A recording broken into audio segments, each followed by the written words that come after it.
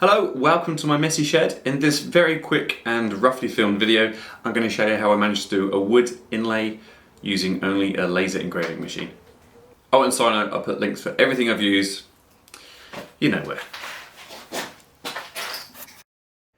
So the plan is to engrave a design on this end grain chopping board, which I've pre-made, and inlay a... So in editing this video, I've realised I did a very bad job of explaining what I was doing. What I was meant to say was that I was going to inlay an image of a kookaburra, which is an Australian bird, using eucalyptus. I got the image file off Etsy, I'll leave a link somewhere, and that was the plan. I think I might be popping up a few more times throughout this video. So I first got this idea when I did a test grid on this offcut here. I'm just going to paraphrase what I'm trying to say here, and that is I got the idea for this project after I did a test grid on this piece of wood where I noticed the material was removed quite deep and you could inlay something in that gap. So I did a test grid on the material which the chopping board was made out of, which is oak, and then that's how I figured out what power setting to use. I then engraved the actual image on a bigger test piece to make sure that I had the settings exactly as I needed them.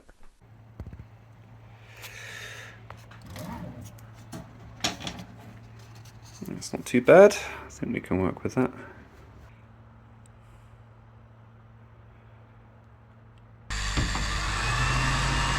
So what I'm doing here is a test grid on how well the laser cuts through the material which I'm going to be inlaying.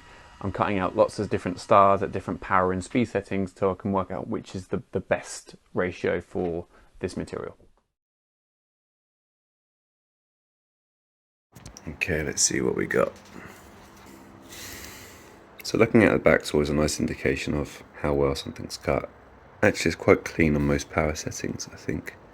There's not much difference between 100% and 50% at 4 millimeters per second on that bottom row. I think somewhere around 60 is probably safe. It's just high enough to cut through cleanly without charring the edges. So at this point in the process, I spent a lot of time trying to figure out the right size to make sure that the cutout shape fits perfectly within the shape which is engraved. So if you imagine your laser beam actually has a thickness, it's very small but it actually does have a thickness, and if you've got two of the same sized images, if you're cutting one out and it's following the same line as the one that's been engraved, you do actually have a gap which is the size of the laser beam. So you want to add an outline to that to just make it a fraction of a millimeter bigger so that it touches the side of the engraving, if that makes sense. Now I struggled a bit here because the image that I had only put an outline around the complete outside of it and not all of the parts within it. After a lot of fiddling around and trying different things and different sizes, what I realised I was doing wrong was I had to import the image as a PNG file. Luckily, because I got this off Etsy, I got lots of different formats and one of them was PNG.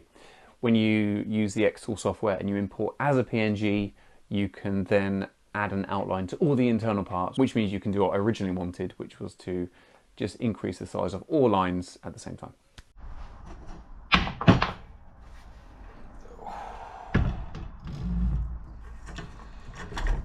There is a good, God knows how many hours gone into this board, so let's hope we get it right. So the first thing to do is to give the height, ooh, too high. All right, we need to put our machine up on its leveling feet. Let's come back and do that. Okay, we've now got our height extension on, which means our laser head's a bit higher up. There we go. We can set the level. So I'm going to frame from the bottom left corner. Let's just get that laser pointer going.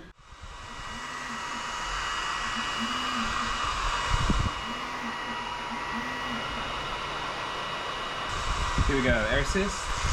On we go. For every test.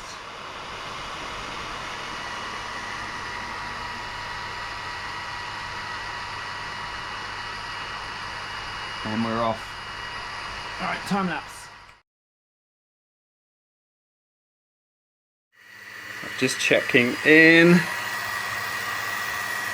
looks so far so good. A bit of burning from the air assist blowing out the smoke, but I think that's okay. I can live with that. I can set that down. That won't be a problem. Okay, time for the big reveal. Air assist off.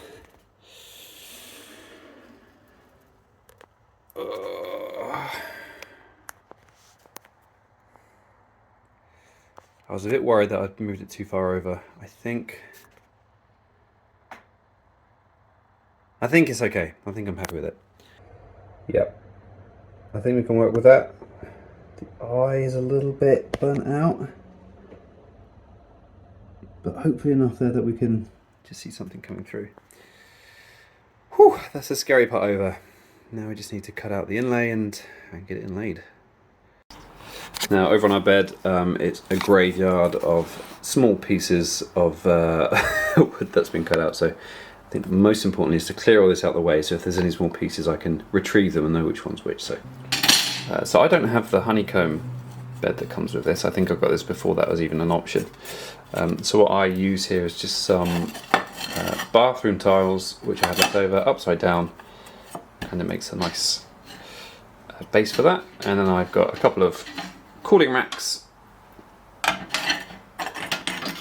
It just means that there's airflow underneath the piece, so that when the laser goes over the top, the burnt material can escape as smoke underneath without staining the wood. So this is construction grade veneer. That's it. Construction veneer, it's called. It's about 1.5 millimeters thick. I managed to buy it on a roll of like, I think it's like 3 meters or something ridiculous. That's the shortest amount I could get. But actually, with the test pieces I've done, I'm grateful for having the extra. So that will sit there. Let's cut this first one out and see how we go.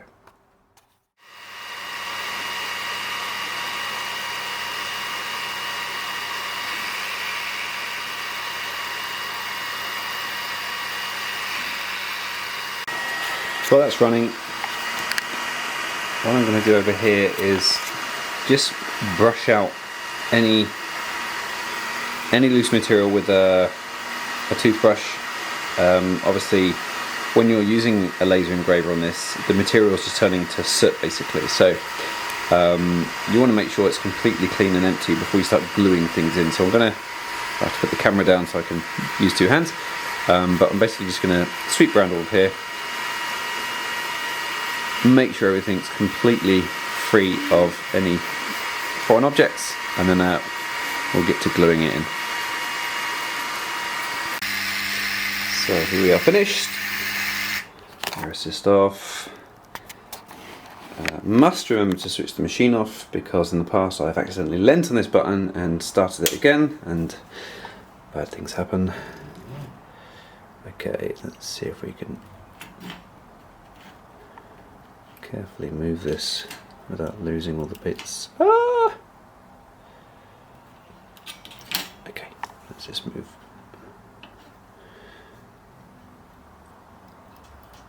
Yep, I need 2 hands. It's gonna break. Okay, I'm going to carefully slide this off.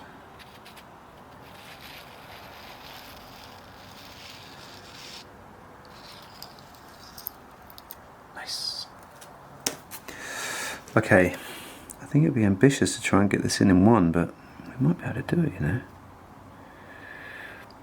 Lost the 3 bits, that's okay, they're probably on the bed. Alright, I'm going to be ambitious and glue up everything. I think this might be a time-lapse moment actually.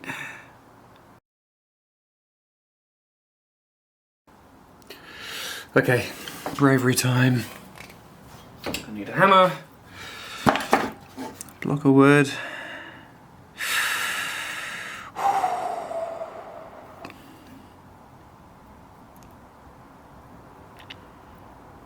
Start pushing this in place. Okay, I think that's in. I'm going to start gently tapping.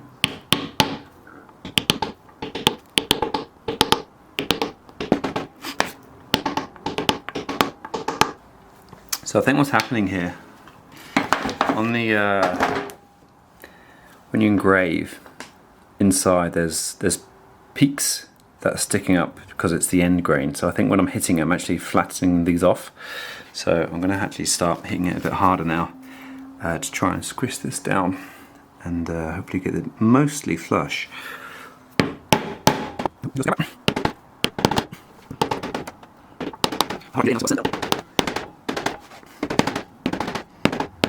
Looking a mess. Looking a mess. I think sandpaper's going to be our friend on this one.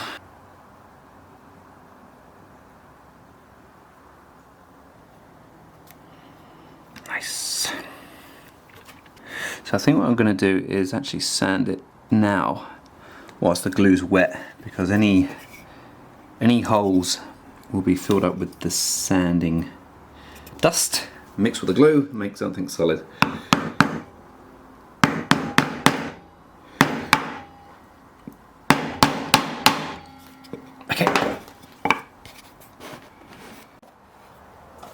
Okay, so I'm sanding with a 120 grit on a random orbital. Let's see how this goes.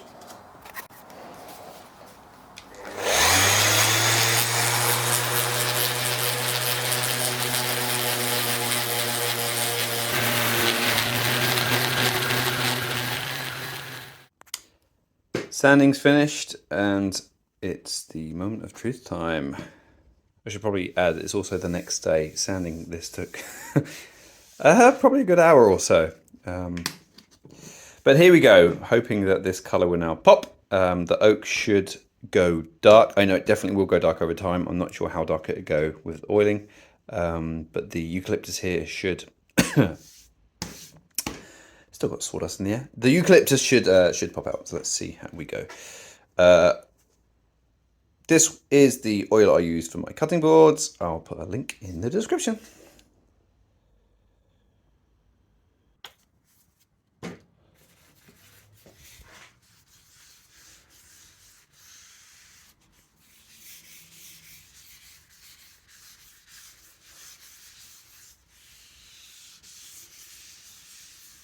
So Engrain soaks this oil up very, very quickly.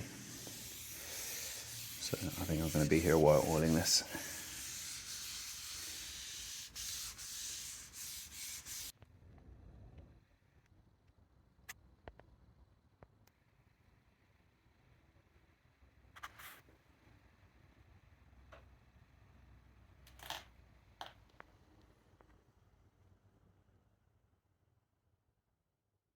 So there we have it. Thank you for watching along. I'm sorry that some of the video footage was a little bit shaky. Some of it was just handheld because I didn't have the time to set up tripods and things. If you did like this one, I've got a few more like it.